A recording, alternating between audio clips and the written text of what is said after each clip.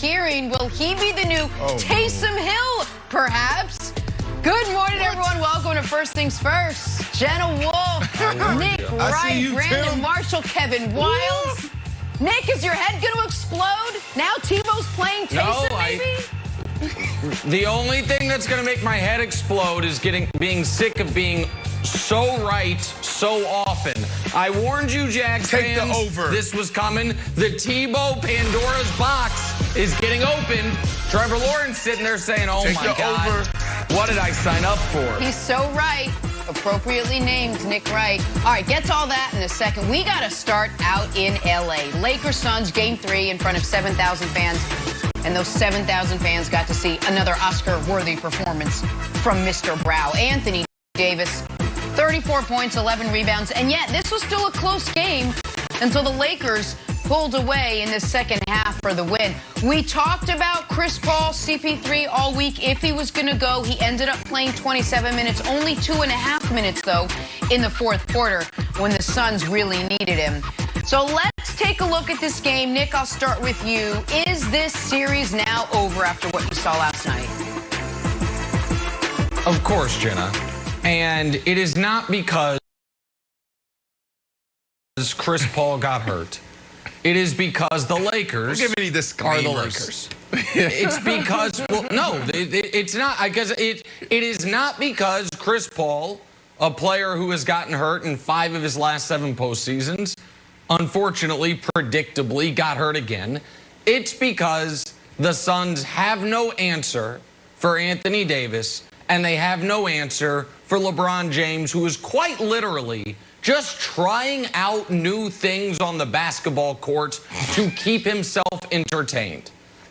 So the Lakers have one thing that no other team in the league has had all year, which is game in, game out, no matter what lineup is out there, no matter who's healthy or who's not, stifling, choking defense.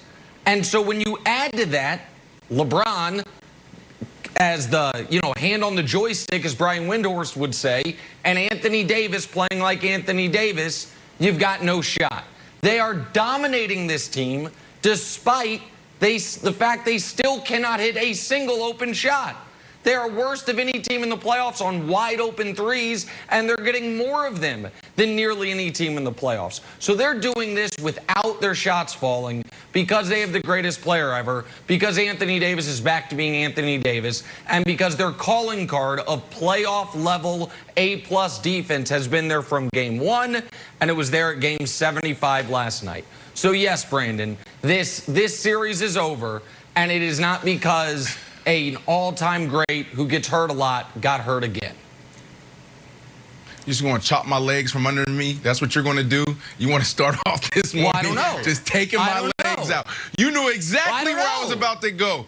Unfortunately, Jenna, Nick is right, but he's not all the way right. Look, this series was over with 9 minutes left in the second quarter in Game 1 when CP3's shoulder was ripped out of his socket. So, of course, it was over. We talked about this yesterday. They had no chance. We're talking about 23 minutes and 6 points, 27 minutes and 7 points last night.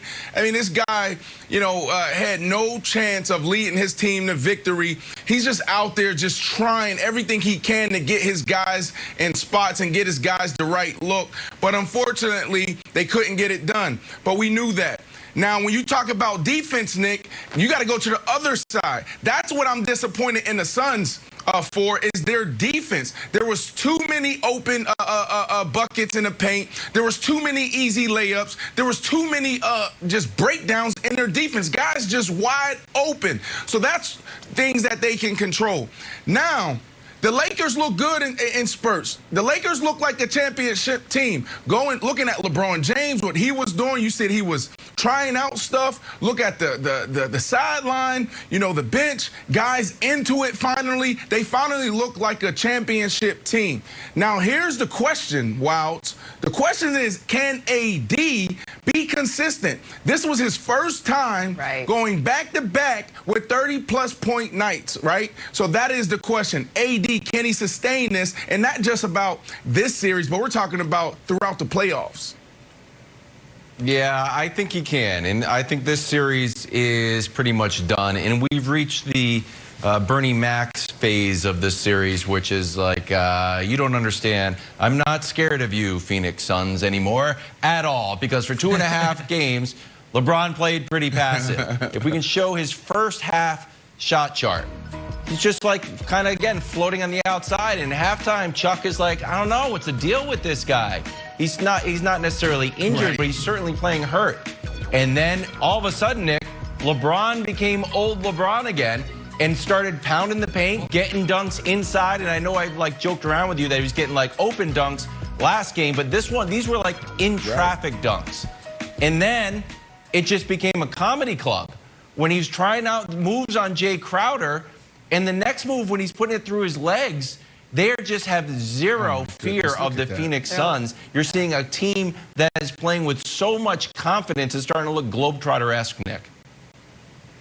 Well, and you see the guys on the sideline. So I want to respond to the LeBron point, and then I want to circle back to Brandon's point. I heard Chuck on the side at halftime too. And at some point, I wish folks would have the ability to remember other LeBron James seasons and the beginnings of the playoff runs and what he does. The guy who has scored more points than anyone in playoff history and, more importantly, played more minutes and more games than anyone in playoff history, and very soon will have the most finals appearances of anyone not named or not on the Bill Russell Celtics in finals history. Guess what LeBron knows? He knows what his team needs not to win game 1 or game 2 of the first round, but to win the championship. And you know what LeBron was doing through the first 10 quarters of this series? Trying to get his shooters in rhythm. The same thing he did last year in the first round. Trying to get his shooters in rhythm. Knowing, if need be, in the biggest spots, I still am the most unstoppable force in the league. He didn't just all of a sudden get healthy at halftime. At halftime, he's like, hey, we need to win this game. We've got 2 days of rest before the next one. Take control of the series, so I'll win it for us. And then I will go back to trying to get KCP and Kuzma and Wes Matthews in rhythm. You saw him after game 2 yelling at KCP. Shoot the damn ball. You saw him last night say Wes Matthews was huge. He knows to win the title, those guys have to make shots. So I just totally disagree with the idea that he was, oh, all of a sudden he got healthy. No, and I'm not saying that's what you were saying, Wilds. He was doing what his team needed. But I have a question for Brandon. Brandon, honestly, and nobody's been higher on Chris Paul this year than me. Does having Chris Paul out there prevent Anthony Davis from doing what he did the last 2 games? Because he's not guarding. He's not guarding Anthony Davis.